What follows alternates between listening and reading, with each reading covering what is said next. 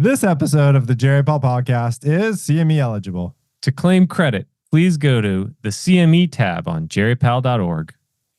Welcome to the GeriPal podcast. This is Eric Widera. This is Alex Smith. Alex, we're going to be talking about inflammaging. Inflammation and aging. I'm not 100% sure what it is, but our guests do. Who are our guests today? Our guests today are Brian Andonian, who is a rheumatologist and geroscientist at Duke. Brian, welcome to the GeriPal podcast. Hi, thanks for having me. And Sara LaHue, who is a neurologist and geroscientist at UCSF. Sara, welcome to GeriPal. Hi, good to see you. And Joe Hippensteel, who is a pulmonary and critical care physician and geroscientist at the University of Colorado. Joe, welcome to GeriPal. Hi, thanks for having me. So I'm excited to learn about inflammaging, but before we do, we always have a song request for Alex. Sara, do you have the song request for Alex? So there was a lot of, I think, internal debate over what the song should be, but finally settled on We Didn't Start the Fire by Billy Joel. Why did you pick We Didn't Start the Fire? Just trying to think about setting up this conversation, talking about inflammaging, and I think the line "always burning since the world's been turning" is a bit like chaotic, low-grade inflammation. So I think it'll set us off on the right note. And also, the three of you didn't start the fire. You're not responsible for the inflammaging. You study it. We're trying to put it out. Exactly. And there's that we are the firefighters. You're the firefighters. There we go. And there's a great documentary, I think, about Billy Joel. I haven't seen yet, but I've heard is quite good. Oh. I got to see it. Okay, here we go.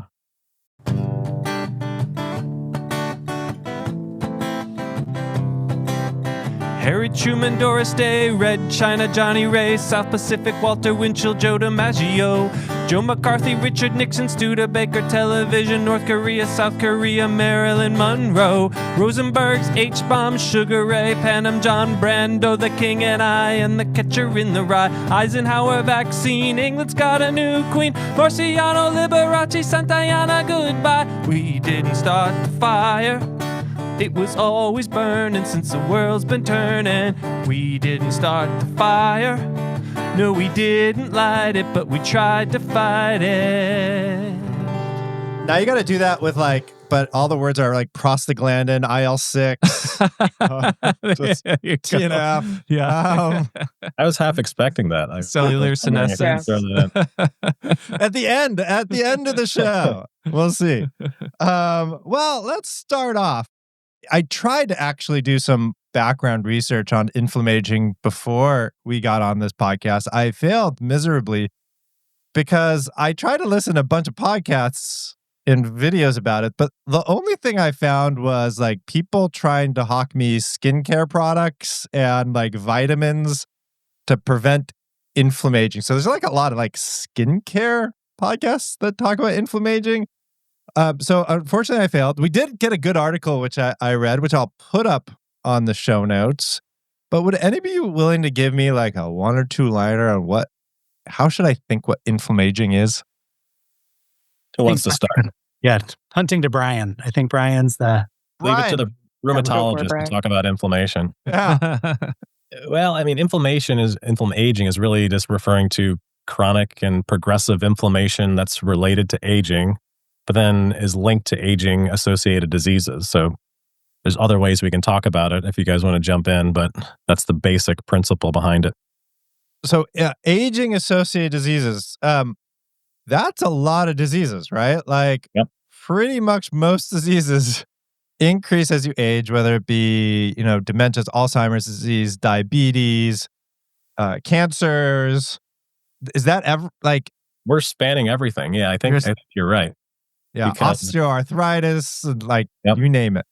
And I think that's one of the goals of the work that we're doing here. And Brian, I'll turn it back to you, but I think just to set off the conversation around why it's important that this is a transdisciplinary framework that we pose, because, we are coming from different medical subspecialties, and we encompassed 9 medical subspecialties in our paper. Certainly, we're not incorporating everyone, and there are definitely some areas that I wish we could have incorporated and hope to in the future.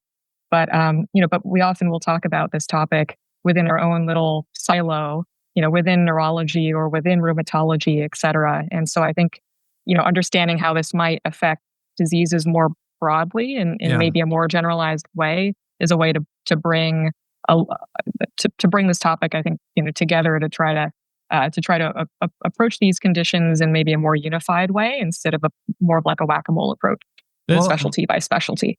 That's kind of what geroscience is. In your paper, you call geroscience the study of shared mechanisms of aging-related diseases. And it seems that inflammaging may be one of the, if not the organizing principles of geroscience. Is that fair to say? Does anybody want to claim that bold statement? I think inflammaging is one of, I think it's the 12 pillars. Somebody can correct me if there's 12, but it's one of the pillars. It's like 14 or 15 now. They just keep growing, but so many. That's too many pillars. I feel like one of you should stand up. I'm baiting you here. This is the most and important say, this one. is it. This is the central organizing principle of pillar of inflammation. That we're Well, I think also they're hallmarks, right? So at least maybe we can. But yeah, there are a lot. There's a Venn diagram between all these things, but I think inflammaging may affect a lot of these and maybe interlinked. And I think one thing that's kind of interesting about the work that we put out, which is a little distinct, is not only thinking about chronic disease states like rheumatologic conditions and the development of Alzheimer's, which is obviously slow onset, but we've also reframed this. Both Sara and I work a lot in the acute setting where we're taking care of people. I take care of people in the ICU. Sara on the neuro ICU and on the wards as well. And one of the things is that thinking about inflammaging as a predisposition for acute conditions too. So while we think about it as driving the development of chronic conditions, it can also potentially lead to the acute conditions that we see, like sepsis, ARDS, may impact how people recover from things like traumatic brain injury. And then those diseases can actually feed back and it becomes a closed loop, right? Where you have an acute condition that can then propagate inflammaging. So we've sort of reframed this, even broadening that understanding of inflammaging. Yeah, I was kind of shocked when I read the 3 article, which is terrific, and we'll have a link to it again in our show notes about all of the conditions. Like, because you start off with the chronic ones, and I'm like, okay, inflammation involved in type 2 diabetes, I can see that. Rheumatoid arthritis, of course, right? Inflammatory bowel disease, well, it's in the name, right? Inflammatory skin disease, also in the name. Multiple myeloma, chronic kidney disease. But then you get to acute conditions. TBI, traumatic brain injury. It's like, what? ARDS. Well, I guess I'd heard a little bit about sepsis. Okay, I'm starting to see it. But that the idea that inflammation, which I think of this as like chronic, smoldering, ongoing inflammatory state or imbalance, I think as you said in your article, between inflammation and anti-inflammation at a cellular and biologic level, I think about that as chronic. So this idea that it could be involved in acute injury as well, I think is revolutionary.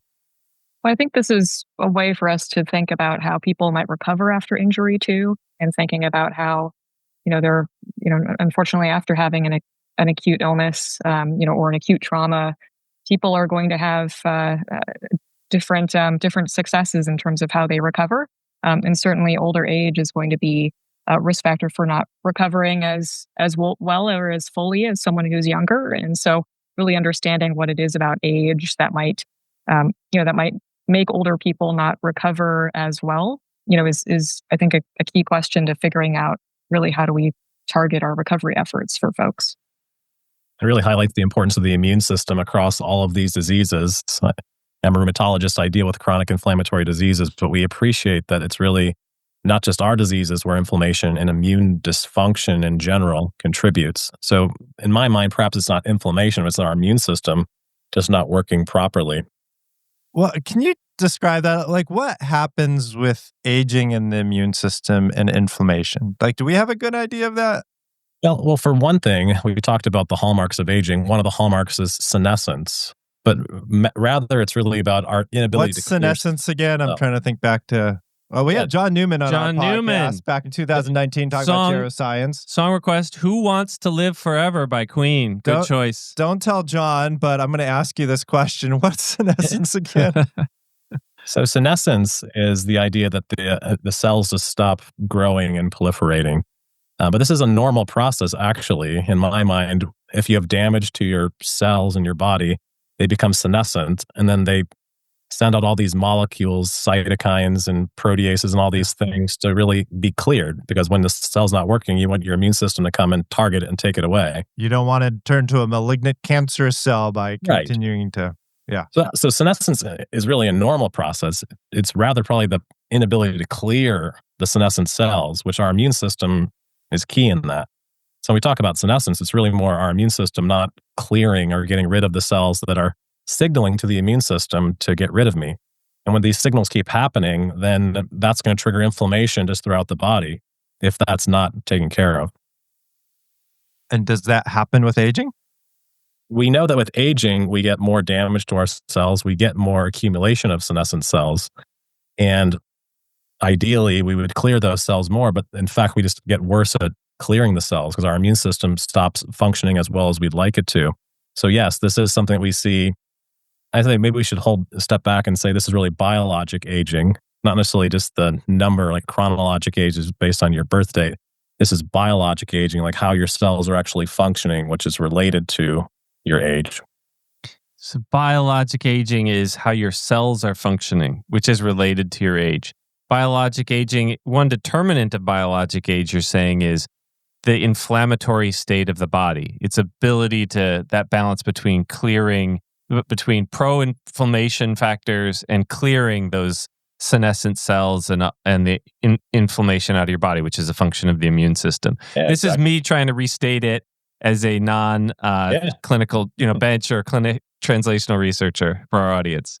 Yeah, and I think great. This is something that we end up seeing with patients pretty frequently, where you're looking at the chart and you're expecting to see someone of a particular age based on their birth date, and then they may seem functionally way younger than what you might expect for that age.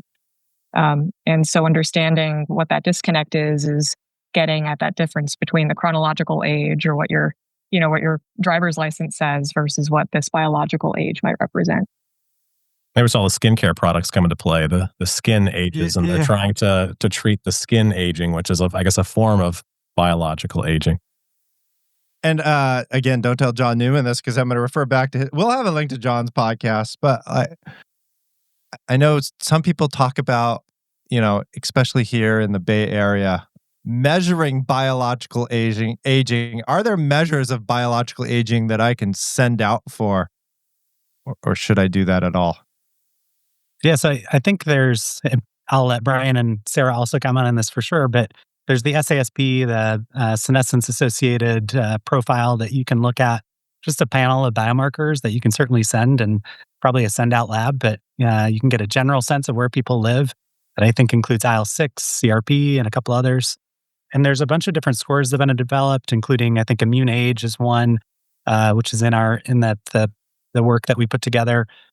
So there are ways to define this. And I think as one of the take-homes when we were working on this together, and one of the things that I think is really interesting is the idea of defining, an Inflammaging score for somebody so that when they walk into their TBI, to sepsis, to ARDS, or in the hospital, or they're developing diabetes, maybe this might be a node that can actually be impacted.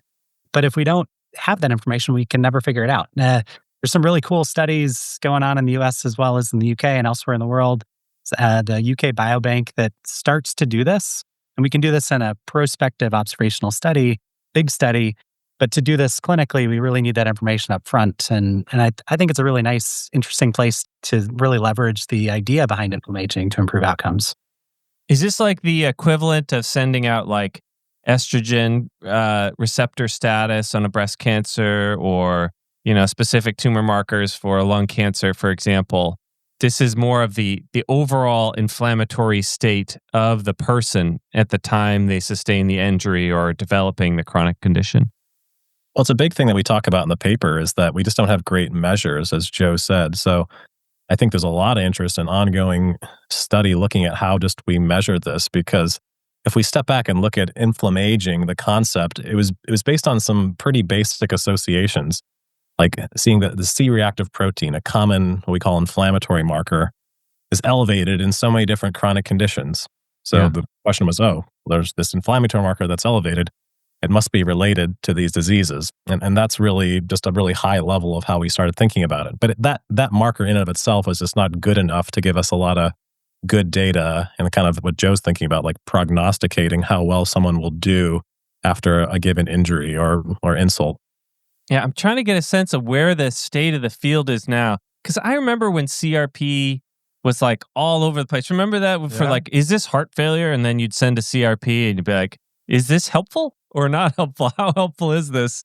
You know, and some of these markers that early on seemed to intuitively make sense turned out to be kind of non-specific and not as helpful as we'd once hoped. It sounds like there's still there's tremendous promise here, but in terms of a clinical send-out lab that it's useful clinically at this time. It sounds like we shouldn't be. I should not be checking Alex's panel, his telomere lengths and his, or should I? I don't know. I would say there's a lot of excitement. I feel very excited about the promise of this field, but I think I'm, and maybe I differ from my counterparts here, but I think that there's still a lot to be done to better understand how to interpret these tests appropriately and how to know, just really what do you do about it, right? What it means for an individual, what you do about it. And I think this gets back to, I think, some of the fundamental challenges just of the kind of research that we're talking about, more broadly, which is, we're really interested in understanding these biological mechanisms that are underlying age. And, and there are, I think, a lot of challenges with even just studying older adults in research and, ensuring that we're being more inclusive of people when we're enrolling them in research studies, really trying to get, a wide array of ages. I love when I get to enroll someone who's, 90 or even 100. That's really exciting for me to be able to think about, being able to study really, people on the farther ends of the age spectrum, but then also thinking about the other kinds of medical conditions that someone might come to a research study with. So Joe and I are really focused on people who have, acute medical problems. Multiple organ systems are not working very well.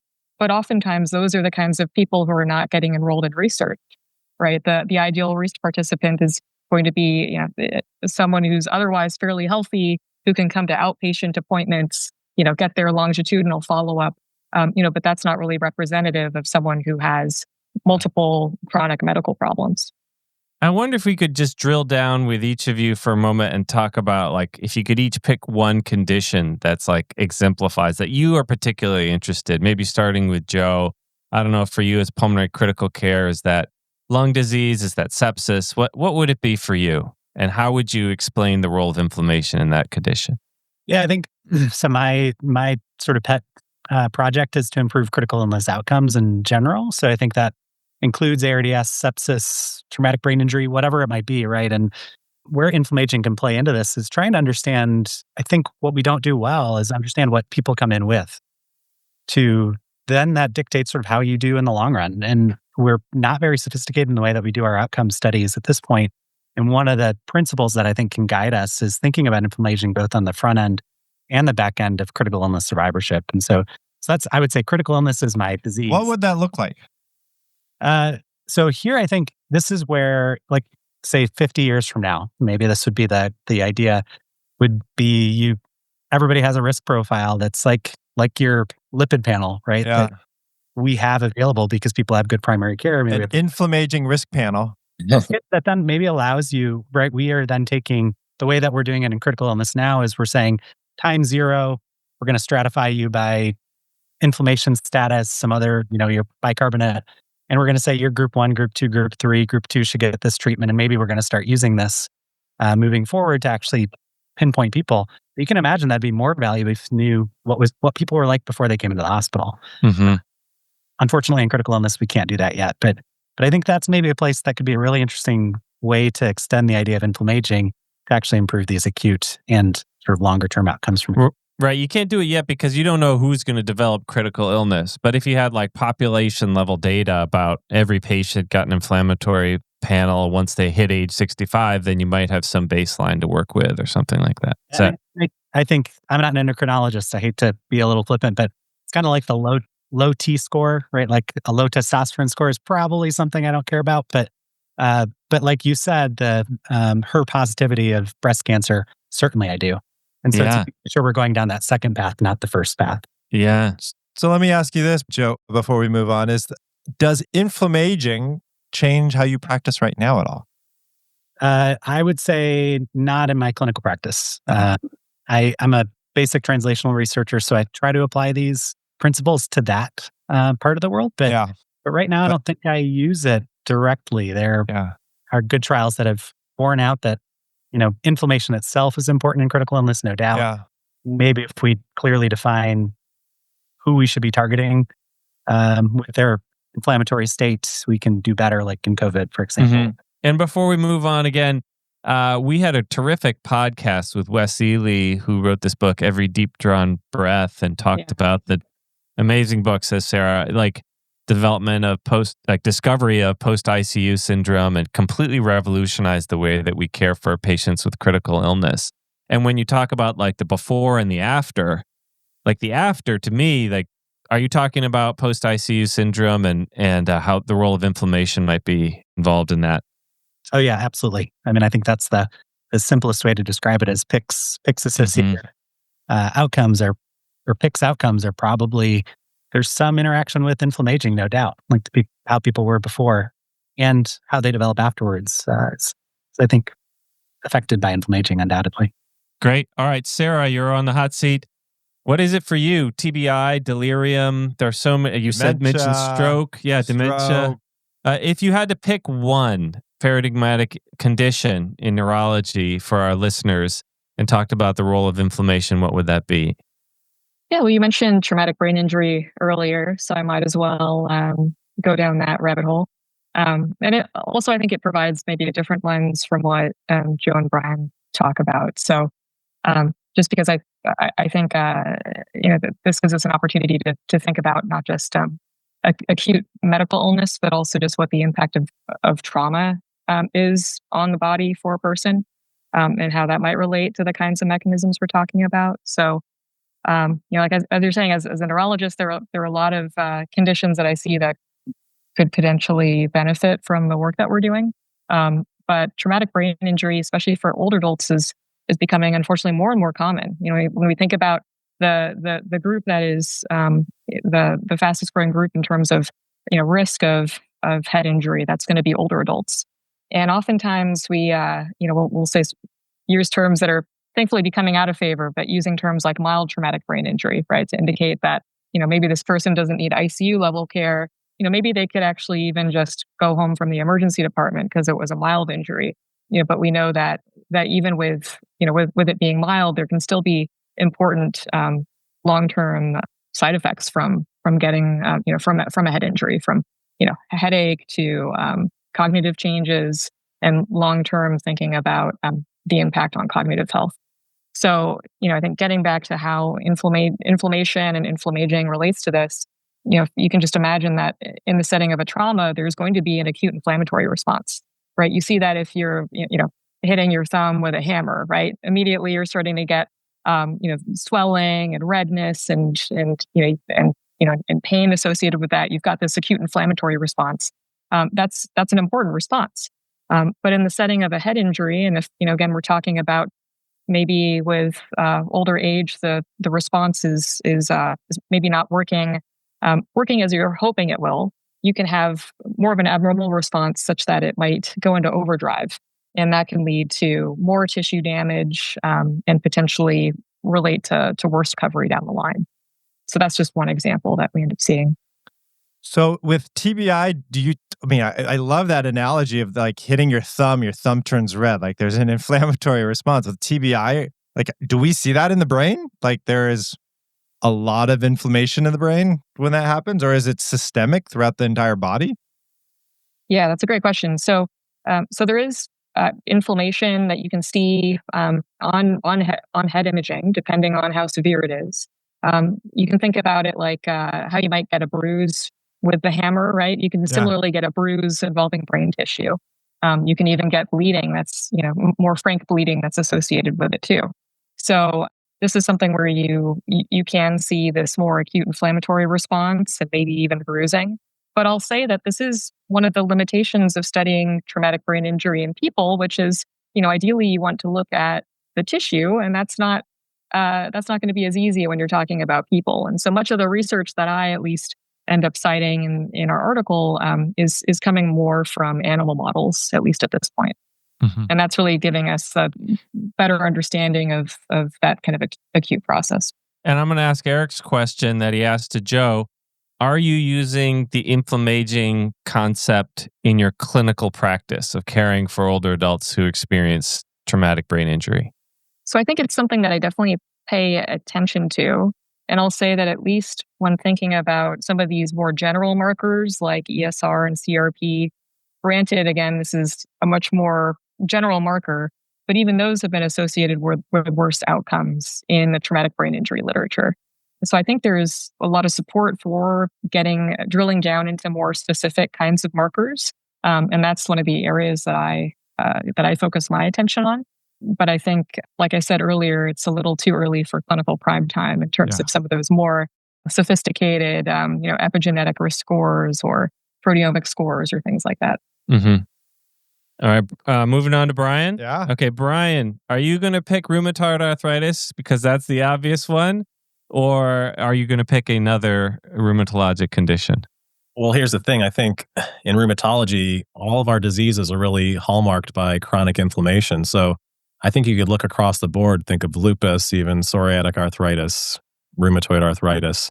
All of these have components of inflammaging driving them.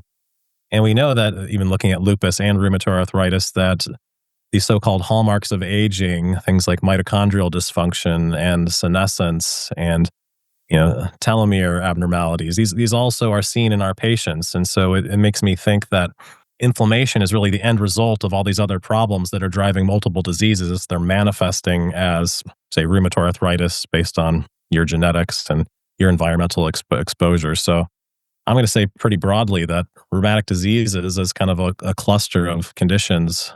RA or rheumatoid arthritis being the classic one is a good way to look at it.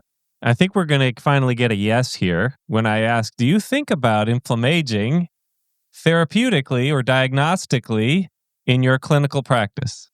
Yeah, so the answer is absolutely. I wish I had more to offer, though, because we already talked about perhaps inflammation is the end result of a lot of other things that are going on. And right now in rheumatology, we have all these therapies. And actually, the geroscience world is interested in using these therapies. Think of things like TNF inhibitors, IL-1 inhibitors, other anti-inflammatories to try to treat other conditions. The problem is that these have a lot of side effects. They cause our immune suppression, lead to infections. So when I'm seeing my patients have these issues with that, I think we need better therapies, and perhaps it's really targeting this other stuff. My background also is really in exercise and lifestyle medicine. So I really think about how other things like exercise, lifestyle can really target all these other pathways that might end up actually improving inflammation. So I absolutely am thinking about it. I also wish we had a little better therapies, but that's what's exciting about this field.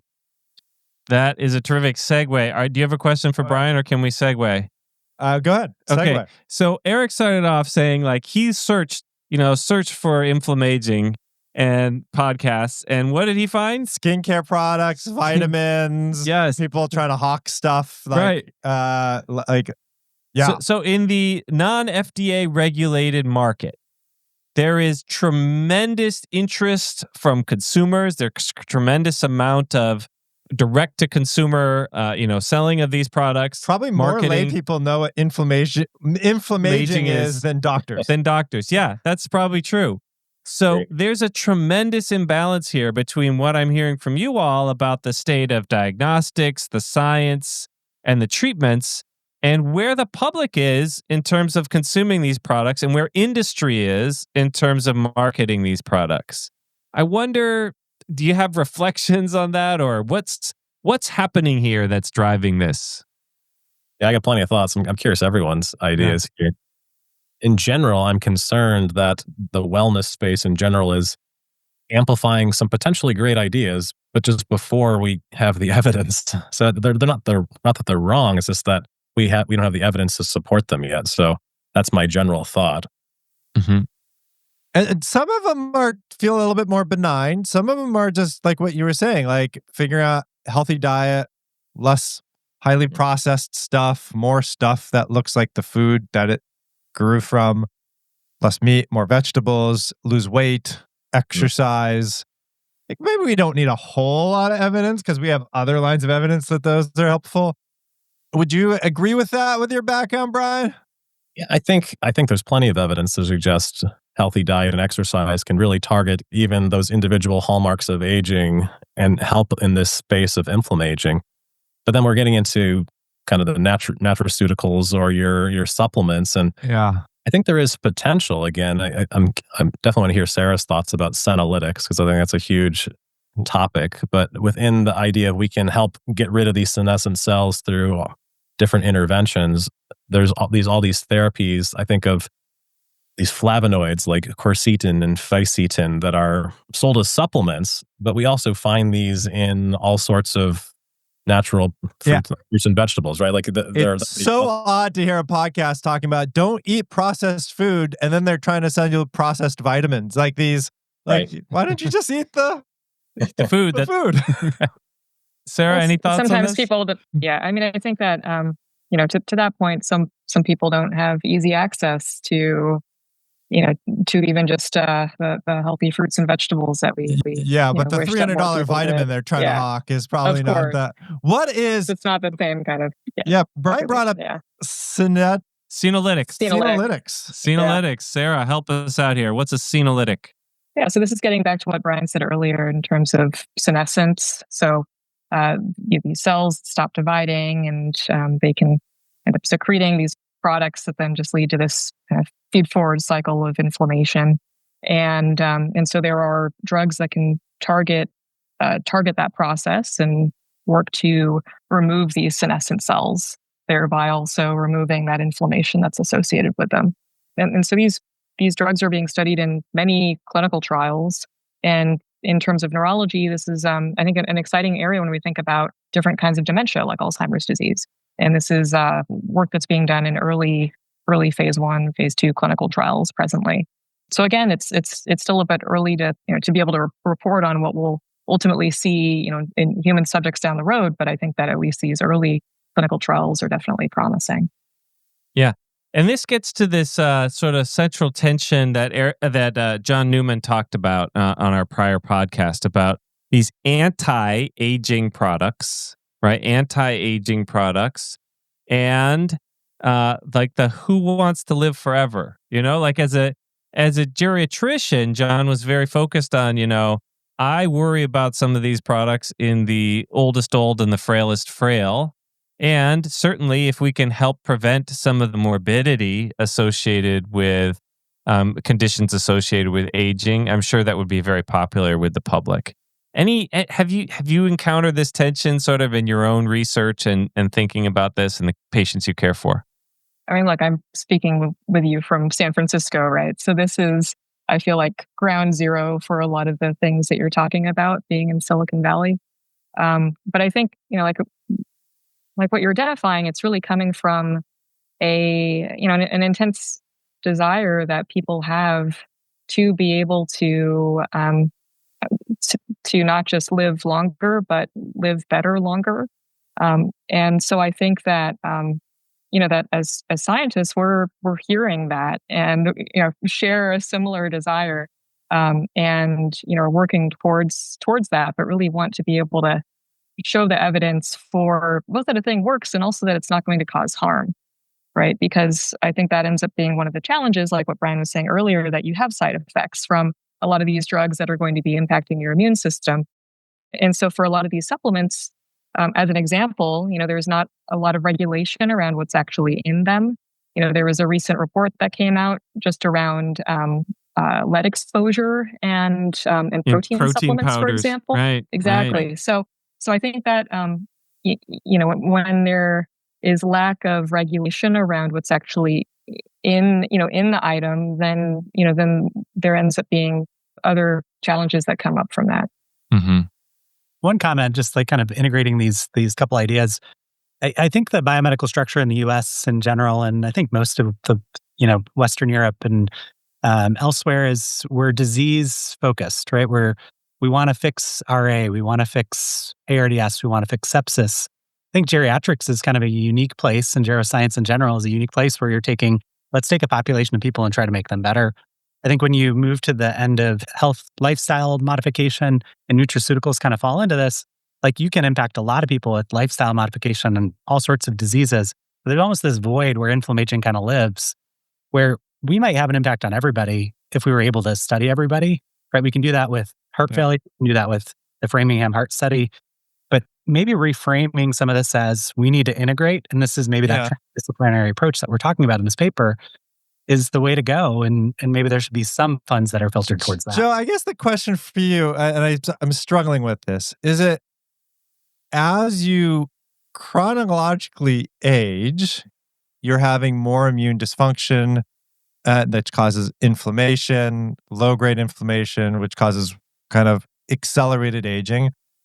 Or is it that you have these diseases that cause inflammation, like you get a TBI, you develop diabetes, that causes the inflammation, which worsens aging? Like, which is coming first, the aging or the inflammation, or is it just a cycle and there's no... Yeah, I think there's Venn diagram. There's a lot of interconnection. I think I've been working weirdly on a pediatric study recently, and sort of at the other end of the spectrum. And one of the things I think that these big data approaches that we have now, you can think of exposome, meaning what are you exposed to in the world? You can think of genomics, the genes that you have in your body. Then you can think of all the different exposures that are biomedical, right? Like you end up in the hospital, you have a mononucleosis when you're 18. These things all interplay. We don't understand it well enough. But I think it's very easy to conceptualize as coronary artery disease. I should put a stent in and give them some aspirin. Yeah. Inflammaging is like this lofty concept of maybe we need to cut this off before those things even present. That said, some of this is inevitable. Injuries happen, genetics happen, exposures happen, and there are social determinants of health that sort of are certainly upstream of all this. So, but I think it is this interesting interplay and complex situation that now we're starting to get big data in Silicon Valley and elsewhere to be able to maybe figure some of this stuff out. Mm-hmm. Well, I guess another question that I have is, like, are there things that we can do now, or like what things that you're excited about around potential interventions for inflammaging? Whether it be, I think with John, we talked about like metformin, ketone bodies, and intermittent fasting, rapamycin, I think. This comes up. Yeah. What are you excited about? And is there anything you're thinking this is looking pretty good? Brian, you're going to say something? Who wants to take it? I mean, I already mentioned I'm early in the lifestyle space. So I think there's a lot of potential nutritional interventions that have a lot of potential benefit. You already mentioned the idea of intermittent fasting, or really caloric restriction is where that comes from. We have a lot of data and preclinical models saying that it's reducing the amount of calories you take in and could lead to a longer lifespan. Does it reduce inflammation? There is some data actually in humans. The calorie study is what I think of, looking at people who did a lower calorie diet over the course of 2 years. Their clock of aging, or their biological aging, didn't age as fast compared to the group who didn't. But then they also showed some signs of lower inflammation. And I think we're still learning more, but there seems to be a tie to inflammation even in that group. So I think diet has a lot of potential. Exercise, we could also talk about that. There's a ton of benefit there. One thing I'm really hopeful for is understanding how exercise works, because we know that people who are fit and who exercise have better functioning immune systems. But the question is why? It's not intuitive to most of us to understand what are the connections between exercise and immune function. So there's studies like MotorPack, or the Molecular Transducers of Physical Activity Consortium, trying to understand through multi-omic analyses what are the connecting pathways between our muscle and our immune system and our liver and our fat tissue. I think if we understand those mechanisms, we actually could say, hey, there's an exercise pill or exercise mimetic, or we could augment these pathways to like get the benefits of exercise easier. I think that's the promise that I'm particularly excited about. Oh, that's wonderful. I could take a pill and I can sit on my chair and exercise. That's why I say augment. I think that can help you exercise more, or that's greater. Never want to recommend. Sarah, what are you excited? Oh, Alex, you're going to say something? Well, I was going to say, as an endurance athlete, I think that, correct me if this is my consult. This is great. I believe that endurance athletes have always like a low grade state of inflammation from like the constant exercise and pounding. And I wonder, like, why is that, am I less healthy if I'm an endurance athlete, or am I more healthy? Probably the cardiovascular benefits outweigh the inflammatory state that I'm inducing in my body chronically. I think it's all about the recovery, because you're right. Acute bout of exercise will cause inflammation to go up, but really should be temporary. Like you're after that, you really should have more of an anti-inflammatory response. Potentially doing that multiple times throughout the weeks and months and years, that just boosts the way your immune system functions. But if you don't allow your body to recover, you can kind of maybe build up more inflammation. So inflammation can be a sign of overtraining. Is an interesting thing to think about. That's good. I'll take that advice. So today is my rest and eat pastries day. Yep. But I shouldn't have too many pastries because I need to caloric restrict. Okay. Sarah, what are you excited about? I mean, I think that really gets to a point, I think to the point that it really depends on what the dose is, right? So, I mean, virtually anything can be toxic if you take enough of it. Like water. And like water, exactly. And so, just like with some of the supplements we're talking about, sure, if you have a vitamin deficiency, it can be transformative to be able to identify that and target it with particular supplements. But if you're just taking things in excess, be it exercise or various vitamins, then you can run into problems that way. So yes, I think keeping in mind moderation in some ways is important here. And Sarah, like blue sky, 10 years from now, Inflammaging has made it. What does that look like? Like, what is the success story? What is the best possible future in which we've made tremendous advances in Inflammaging? Eric has a new skincare product line that he's selling on GeriPal. It's GeriPal skincare. What do you think, Sarah? Yeah, I guess there are a couple directions that this can go. I would love to see better recovery after injury. It's a big focus of my work now with traumatic brain injury.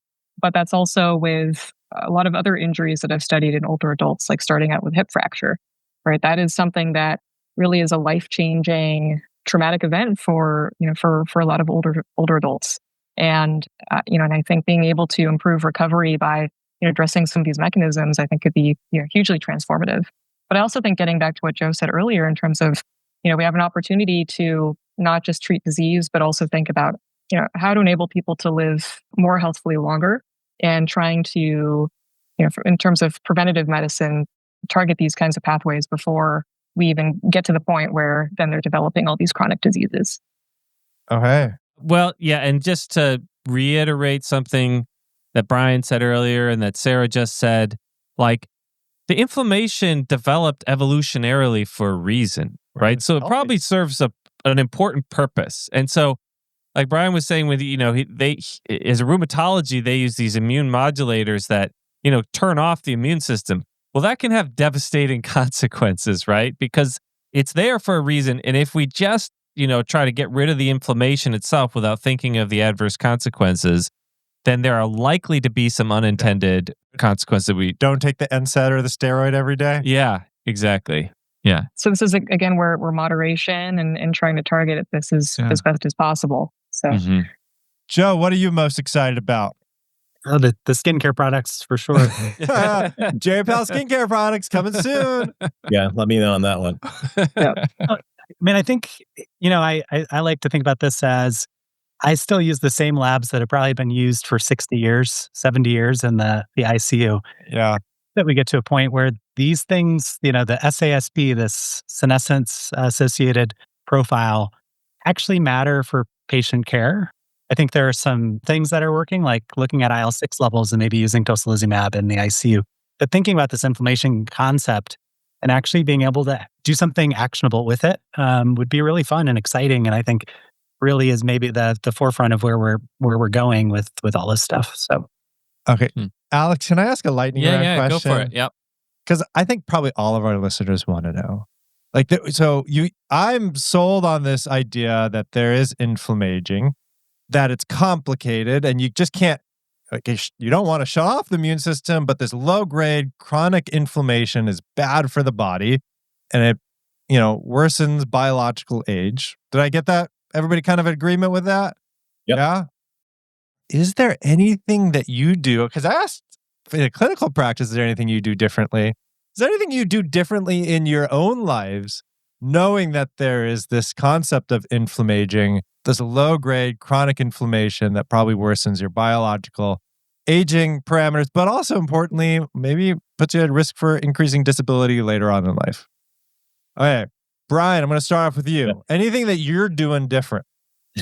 Except for the GeriPal skincare products. Say I need the skincare products, but I mean, I still go back to trying to understand how we can prevent this, because I think that's the promise of geroscience. What can we do to prevent it? To me, thinking about lifestyle changes, exercising, sleeping well, having the right diet, trying to minimize stress, putting it all together, to me, is what can be beneficial. Do you do calorie restriction? I do some intermittent fasting. I think about how that can be really beneficial. I think we miss out on resistance training. Most of us, I think, aren't trying to build enough strength, and muscle strength and muscle size is really, really impactful for preventing chronic diseases. I think we think about exercise as just, you're running, walking, with the aerobic stuff, but so many of my patients miss out on the great benefits of resistance or muscle building type exercise. So that's something I try to focus on more these days, because I know it's so beneficial for anything related to aging. I have a lot of resistance to exercise. That's Joe, how about you? Is there anything you're doing different?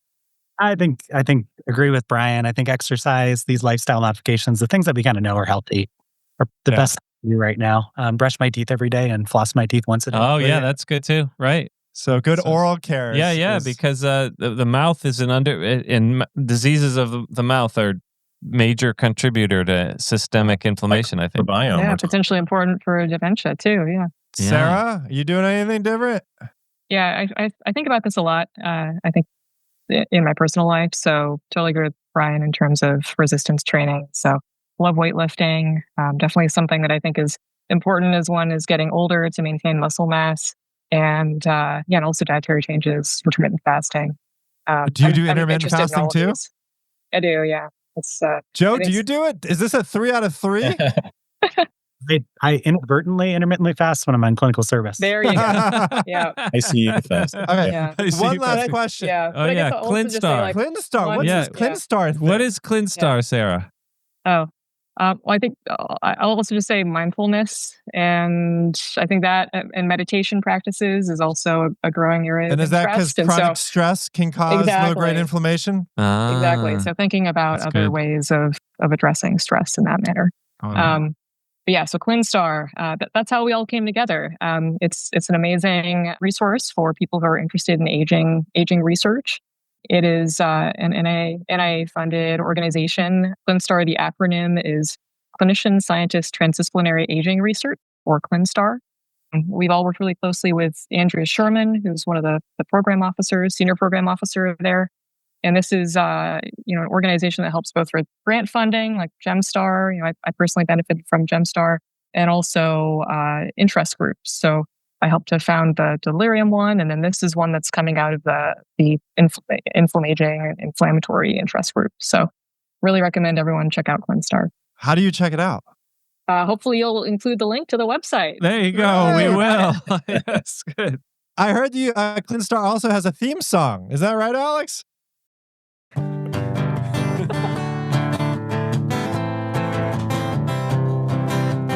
We didn't start the fire.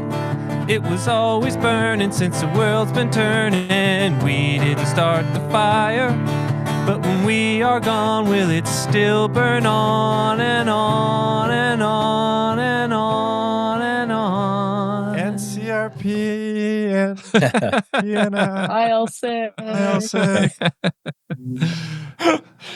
Brian, Joe, Sarah, thanks for being on this podcast. I learned a ton. Love the concept of inflammaging. Great work that you're doing. Yeah, it's great being here. Thanks so much for having us. Guys. And thank you to all of our listeners for your continued support.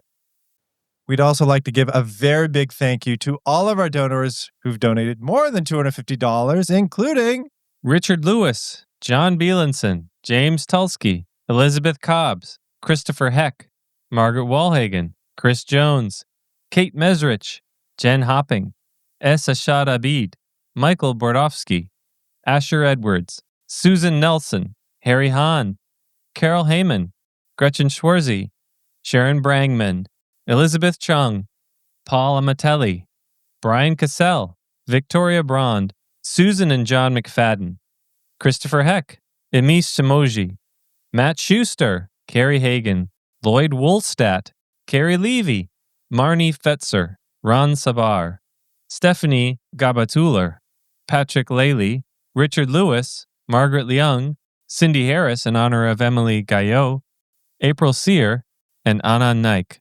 Thank you very much.